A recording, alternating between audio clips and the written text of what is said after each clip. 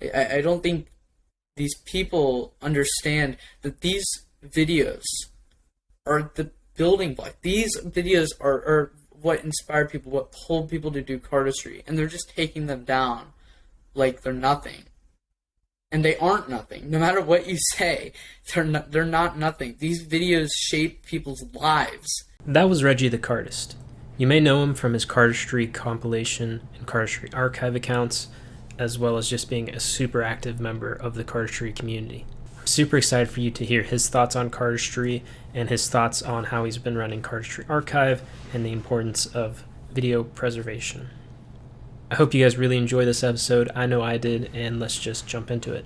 For those of you that don't know, Reggie runs Cardistry Archive, which kind of collects older videos that are harder to find or are purposely trying to be hidden away. So what has it been like running that account, and what have been kind of like some of the stresses, some of the good things about it? Okay, I can't name names. I can't name names of the people who aren't very happy with it, because there are people who don't really want their videos up, and I get that. That's why I put it in the bio that I will take down your videos, or I'll take down your videos if you really want them, because I don't want to be a jerk.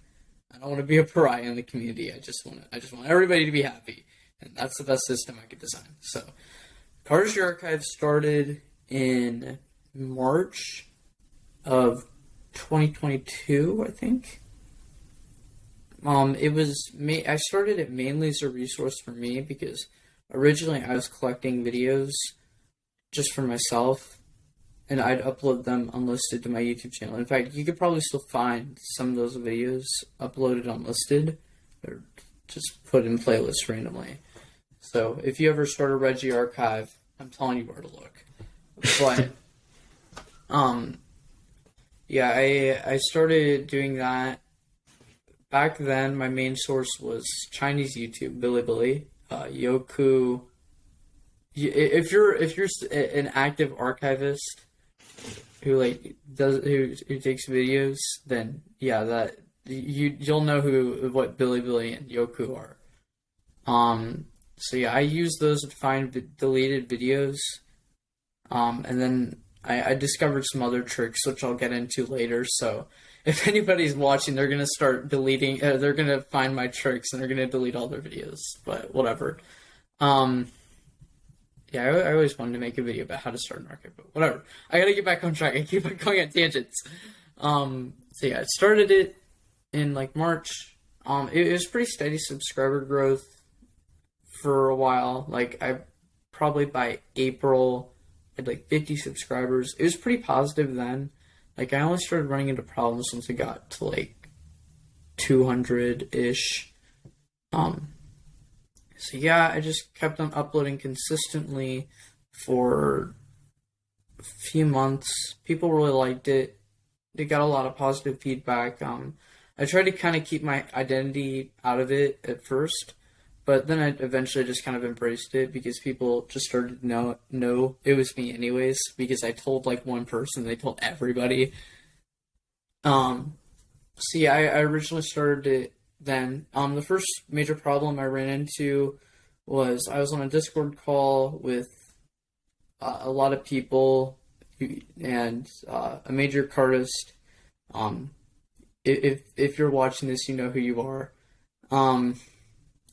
And we were talking about it, and I was going to put their videos up, and this is the first time I really asked for permission to upload a video, because honestly, I know everybody's going to be like, just ask permission to put the videos. If you ask people to put up the videos, they never say yes. I've only had one person say yes, and they made me wait months. So it was like, because there's like a movement in it, but whatever. So yeah, I did it without asking, because nobody would ever say yes. Like this would never work if I asked everybody, and I don't want to be rude, but that's just how it is. It's exactly like if you're going to ask people to make tutorials on their moves, nobody's going to say yes, because they just don't want other people doing their stuff. So yeah, that I was on that Discord call, and that cardist did not appreciate that I was doing it. They were they were anti against it, and they said that it was the artist's property and that I needed to take all the videos down. After that Discord call, or maybe during it, I unlisted every single video on Cardistry Archive. And that was probably the darkest time for it, because I didn't know what to do. Like, you have this this artist that you're like so inspired by, just like kind of pushing you to shut down your YouTube channel that has been doing so much good for the community for so long now. And after that Discord, the Cardist / magician / whatever Biz, he made a story that was really inspiring to me. That was like just like F all of the companies just upload the videos, and I was like, you know what, I am. So I publicized everything. I kept on going and going, and I didn't really run into any issues for a while until lately. So it was all going well.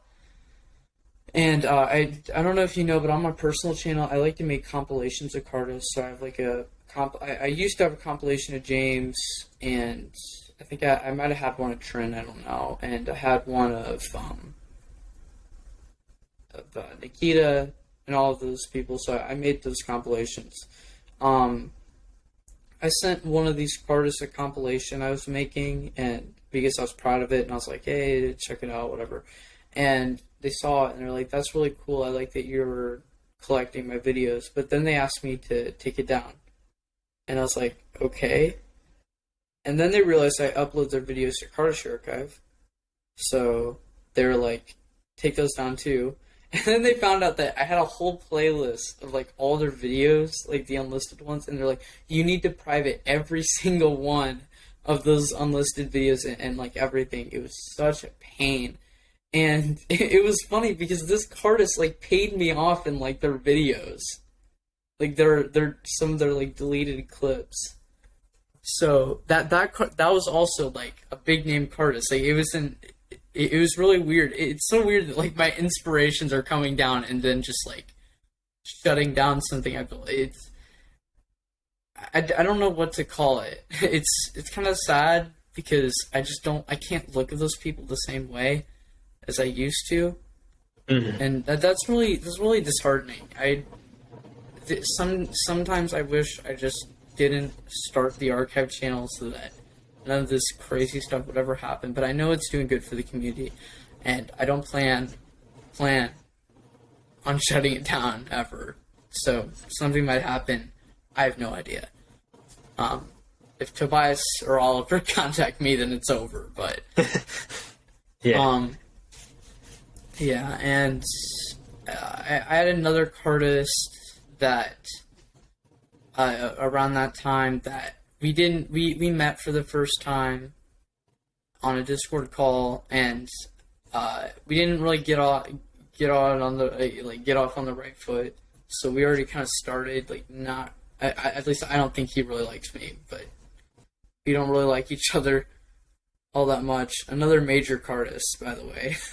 It's so sad. I just want to like admire you guys, but you got to stop coming down and like telling me to shut stuff down, please. I just want to have a peaceful channel, but whatever. They didn't tell me directly. I heard from some of their friends that they didn't really appreciate it, that I was putting up their stuff, so I was like, okay, I'll take it all down. So that's another Cardist bites the dust, and took down all their videos, and yeah, those are all gone. Still, that to this day, they're probably still private. I don't know. Yeah, and it's been pretty much smooth sailing ever since. I've also had some people who really support it and are like really happy that I'm doing this stuff, and it's been really awesome. Like, I've made so many friends through sharing videos and like just getting closer and finding this stuff, and You know, it's a group goal. We all want to find Roots by Zach Mueller or all these things on like the bottom of the cardistry iceberg, and it's so amazing to see all these people just being able to see these cardistry videos that made our history. I don't think these people understand that these videos are the building block. These videos are what inspired people, what pulled people to do cardistry, and they're just taking them down like they're nothing. And they aren't nothing. No matter what you say, they're not nothing. These videos shape people's lives. If I hadn't seen Virtuoso videos or Nikita videos, I wouldn't be who I am today. So one video can make a difference in somebody's whole life. And I think that it's unfair to just take that down and not let that happen. That's just bothered me for a long time.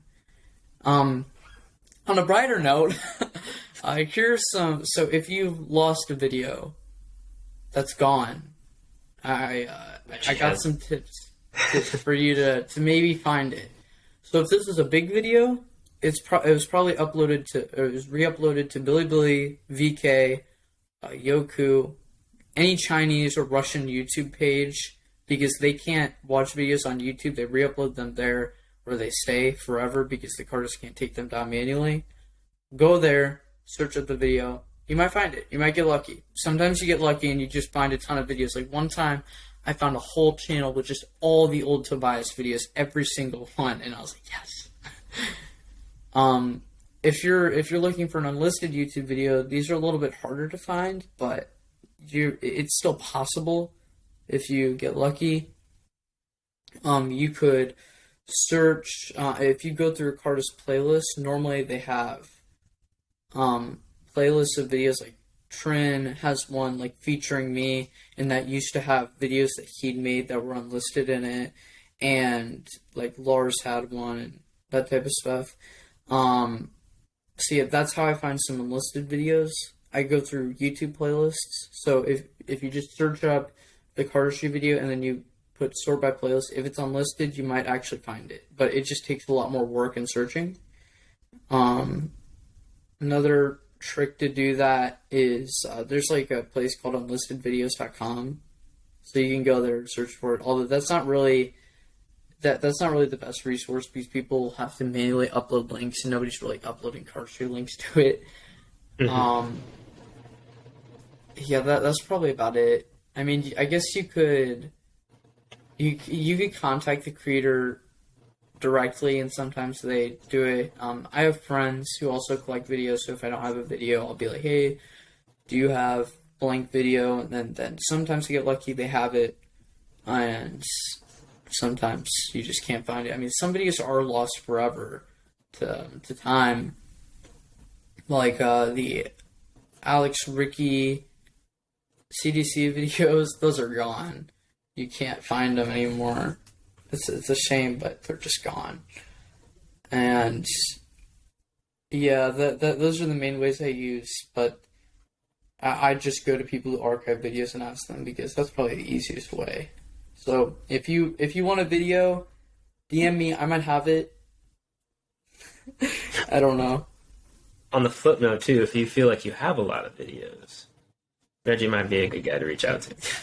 Contact Reggie the Cardist. You might get featured on Cardistry Archive. You might get that legendary Cardistry Archive credit in the description. Whoa. Whoa. Nah. I think it's cool what you're doing. I obviously you're super passionate about it, and I felt that just through you speaking just now. And I know the frustration because I grew up in 2014, 2013. That's when I was getting into cardistry. Took a long time without it. Those videos are really hard to find now, and a lot of times they're uploaded by people, not by the original people. I can understand both sides of it. You want to preserve the history of it, and make sure to do it early so it doesn't actually disappear, like some of the stuff is starting to. But you don't want to be a jerk. But you don't want to be a jerk. You don't want to offend these people. People's stuff. Because those people are my inspirations. I mean, I've already kind of made enemies with some people in the cardistry community. I don't want that. I want everybody to be happy. I want the upper cardists to feel like they have rights. They're able to get their videos taken down if they want to. They just gotta contact me. It's as simple as that. If you want your video down, instead of getting mad at me and like doing whatever, just contact me. I'll take it down. I don't want anybody to be upset. Because that's not what this is about. The Cardistry Archive is supposed to be a good thing, not a bad thing. Mm-hmm. And one thing I will say about Fontaine Cards is, like, I love his YouTube channel, because there's some stuff privatized, but for the most part, like, everything he's ever uploaded is mostly there. Like, well, even except from Frankie Morales. Yeah. Most of it. Yeah. He also had, like, a Padiddle video that's, like, gone. I don't know where to find it. But, like, he has stuff when he was close to your age at this point. Yeah. Like, and I love that. But he deleted all of his Instagram clips. They're all gone. It's so sad. Recently, we kind of started doing some Midwest cardistry jams in Indiana. So I've been there too, from being from Cincinnati, Ohio. I make the trek up there. What has that experience been like for you, being able to jam with other people in a group setting?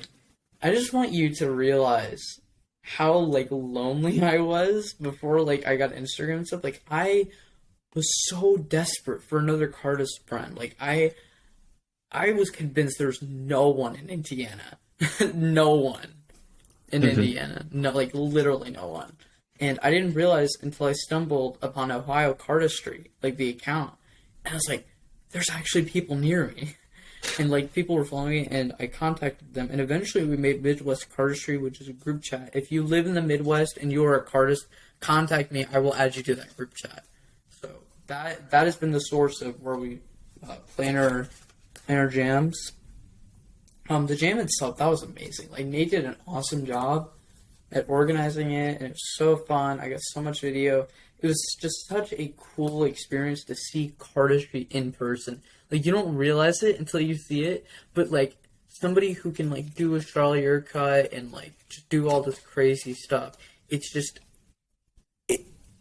it's just, like, it's amazing. I love it. And I wish that, like, that we'd have, like, one each month, but so far we've been very consistent, and I'm so happy about that. I'm probably just repeating myself, but I love it. I love that. Thank you, Nate.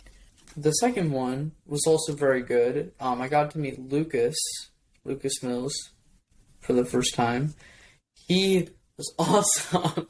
Like, just, he's near my age, so it's, like, different. So, like, if I met you, you're, like, way older than me. So it's awesome meeting a cardist, but meeting a cardist who's, like, your age. Like, he's only 2 years older than me. That's the best. So, like, we were just sitting down and just, like, jamming constantly. We had so much fun. And, of course, Nate, like, brought all these rare decks, and we got to try them out. And, yeah, I got a ton of decks in that one. That's where I got the green Fontaines. And, yeah, it was so fun. I got to stay at this one for, like, 5 hours, so it was just constant. So, Reggie, just starting off with the creative process, the thing that we really focus on the show, as you know. How do you make moves? How do you get it done? What's your process? How do I get it done? So it's either accidents, or I start with a theme or a grip or whatever, a moment. That's probably a better way of saying it. And how long does it usually take for you to make a move? I know this differs for how people think when a move is completed, but that was a question someone specifically asked in the poll. I mean, it varies a lot. Like, sometimes you have moves that you come up with just in one day, closer, opener, moment, done. Or you have moves that take a little bit longer to just kind of mess around with, and they go through a lot of phases. But I'd say on average, like, whenever I have a definite, a picture in my mind for a move, I've been practicing it. It's probably, like, 2 weeks to a month before, like, I have an idea in my head. I know this is ready, this is good, so it takes me about 2 weeks, a month to do it. But sometimes it's just a day. I mean, it's pretty random. For sure. I know for me, a lot of my stuff is moment based, so it's like easy to make stuff in a day or two, as opposed to packet cuts, which I suck at. Yeah, packet cuts. It takes so long to get the right balance. I remember Daniel Lin. He had like the tutorial series, or like the Cardistry boot camp, and he said that like this move like started with this opener, but it like completely changed to a different thing because he found a different way to get into a different grip. So it's like you have to fiddle around a lot with packet cuts. That's why I like making moment moves, because honestly they're a lot easier to make. If you can conceptualize it, then it's like for moment moves, you just have to sit down and work at it. Sometimes you can get it really quickly, sometimes you can't. You know a lot of moves, I feel like, especially for your age, much more than I do, for sure. What is your learning process for learning new moves or moves from other people? All right, so I think whoever asked this is probably referencing like whenever I learned all of Nikita's moves or all of James's or whatever. Normally I get a performance, slow it all the way down, like I screen recorded on my phone. I go through it frame by frame, and I just hang on. I'll get a deck so I can kind of like show how I do it. So like for like Lucan or something, I'd like go for it frame by frame, and I just see like the grip that he does for each thing. So I'm like straddle, pushes one card off, and then he does that card, spins, like close. So it's like that. Moves with tutorials is a lot easier, especially if they have the slow-mo or a verbal tutorial. I work better with verbal tutorials personally, but I know other people love demos. So I just watch the tutorial. Normally, like for Moxie. All right, come on, let me pull one up right now. That was not horrible, but not great. But whenever I do Moxie, I watch the tutorial multiple times at first, and I just like kind of practice getting into the grips. And then while I'm practicing it, normally for some reason I just like to watch the tutorial as I'm doing it, or I like to watch performances of it so I can have a reference point. Mm-hmm. But really, it's pretty simple. Just like slow down, or just watch the tutorial over and over again until you get it. It's just a lot of practice, a lot of knack. Paired with that question was people wanted to know what you think your hardest move you've learned is. Well, that's easy. That's Anti-Pharaoh. I mean, Anti-Pharaoh, I'm probably not even going to be able to pull it off now. That was a decent one. But Anti-Pharaoh is just such a pain to learn. Like, just getting that springing right is a pain. But, like, an actual Cardist move, like, more Cardists would know. Of course, Naoki was really hard. This deck is poop, so I really can't do anything with it right now. But, Naoki, Curly Q, insanely hard moves to get. I don't know, like, maybe Mockingbird, I can barely do it, but I guess it counts. Oh, yeah. Oh, look at that. Perfect. Yeah, if you're listening, I nailed that. Yes. Absolutely. I mean, I can confirm. I just saw the best Mockingbird I've ever seen. Yeah. With Anti-Pharaoh and Curly Q2, I think you have a really good chance of messing up your decks, too, with how much you have to practice them. Especially Anti-Pharaoh, I think. I just want to demonstrate this. So if you do Curly Q, what happens... That was a nice Curly Q. What happens is this part of your deck gets bent down and the rest stays flat. So if you like swing cut it, well, it doesn't really work with a poop deck, but it has like that gap. Like if you bent the deck up, it has like that gap. It's so annoying. I hate it. Yeah. So learning new moves too can kind of just destroy decks, especially depending on the move. Speaking of decks, one of the other popular questions was just what is like one of the oldest decks you have? What is one of like the newest decks you have, one that you've been enjoying recently? Like my first custom one was these. the bicycle like Shadow Masters. Which, by the way, these are horrible. Like, don't buy decks with black edges because they get so frayed. But I powdered them, so now they're cool. There we go. Now I can nail a good Naoki. But, yeah, this is my first deck. A deck I've been enjoying recently is these, this is my newest deck, like the one I got the latest. Mm-hmm. These are the Komorebi Louisianas. I'm going to turn down my light a little bit so maybe you can see them a little bit better.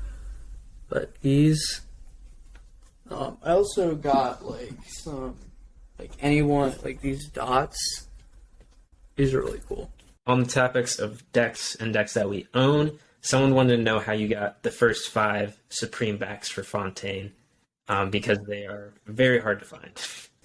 It is a long story, especially for one of them. The Red Fontaine, that is a long story. So I'll try to paraphrase it as much as possible.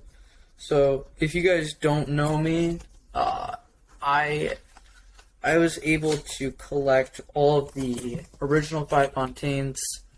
They're called the Supreme backs because they say Supreme back at the top. So I got the original 5, so the red, blue, black, pink, and greens. The red ones, that's the one with the long story. Basically, I found a guy on the Cardistry Discord who was selling like these pooped red Fontaines. Like they were totally, the box is like ripped. I put like tape on it, and he was selling it for like $25. Oh wow! So there's a lot more to the story. Like it was an insane thing. But yeah, I ended up getting those for $25 because this guy was trying to get rid of all of his collection. The blue and the pinks, I was able to get from Kevin Ho for retail price. Actually, he was nice enough to sell them to me at retail, and they were both opened. I got all of these opened except for the blacks, which probably have the lamest story. But yeah, these two I got from Kevin Ho for $15 each. These were barely used, but these were pretty beat up. But very nice of him. Thank you, Kevin, if you're watching this. The blacks, this one's simple. Grandpa got them for me for Christmas, sealed. So, thank you. Yeah. Thank you, Grandpa, if you're watching this. You probably aren't. Thank you, Grandpa. That's really cool. Like, I can't imagine when I was growing up, my parents or grandparents buying me something cardistry related. Yeah, my parents are really super supportive. It's really nice. And then lastly, Green Fontaines. I traded Elijah from Card Perfect Magician, some like OG Black King playing cards, like the ones from 2015, which I didn't really want. He didn't really want the Green Fontaines, so we just traded them. These are basically brand new too, so nice. Yeah, and if you're listening and you don't, I think most people would know Fontaine if you're listening to this, because this is a cardistry heavy podcast. But those are expensive decks, especially the red can go for like hundreds of dollars. Oh yeah, even sealed, it's like $1,000. Yeah. Like this whole, if these were all sealed, this would, I don't know. I could see this going for like $2,000, $1,500, around that. But that's if they were all sealed. I'd probably sell them all now for like $200, but I would never sell them because they're my babies. Fontaine makes some of the best cardistry videos, and this is just a poor segment. Little segue into the next question, which is, what is your favorite cardistry video? Oh, that is so hard. There's so many. It's hard to pick one favorite because all of them like impact me so differently. Like the Virtuoso ones I love because they were the ones that like pulled me in to cardistry. Like the verts were like without the verts, I would not be a cardist. I would still be a magician, a really bad magician. But I don't know. My favorite or not my favorite Fonte video. My favorite video probably of all time is probably XCM by Nolan Aviv. Mm. That video is just so good, and I just rewatch it every time. I'm just amazed at their creativity. They're so good. So yeah, Nolan Aviv, probably best artist alive. Close, but like a close second would probably be Fontaine Fam or Cardistry High. Like those are, I love them. Cardistry High is just such a. It was another one of those videos that like just got me into a whole new genre of cardistry. In fact, Noel, who was in that video, was like the first cardist I learned all of his moves because I was a Noel fanboy for a while before I got into Instagram. And Zach's isolation's in that insane. Same thing with Fontaine Fam. I think just like two of those that you just mentioned, XCM and Fontaine Fam, I think it's cool that there's almost becoming like spiritual successors to videos now. Oh yeah, Fontaine Forever and Green by Nolan Aviv. Yeah, it's really weird that there's videos honoring those videos. Like those videos only came out in 2018 and 2015, and they already have like I had like sequels. Reggie, thank you for being on the show. At the end of the show, I like to do what I call roll out the close-up pad. So is there anything you want to promote real quick before we head out? Plug. Plug away. Follow me on Instagram at Reggie_the_Cardist. I also have a secondary account that not a lot of people know about.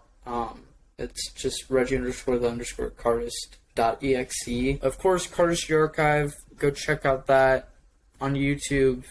You probably already know about it if you're watching the podcast. Yeah, that's probably about it. Thank you for letting me be on the show. I was telling him before this, like, this was a dream of mine to be on here. Like, there's best cardist alive, win a major competition, and I can't remember the other ones, but there's like get on Caleb's podcast because I've always wanted to be interviewed for cardistry. So thank you for the opportunity. Yes, absolutely. Thank you for being here. I really love to hear that. That's amazing. Obviously, it's been a pleasure to talk with you again. And YouTube. Stay shuffling. I don't know how to end these. I forget. It's been a while. Stay shuffling, kids. Stay shuffling, young kids.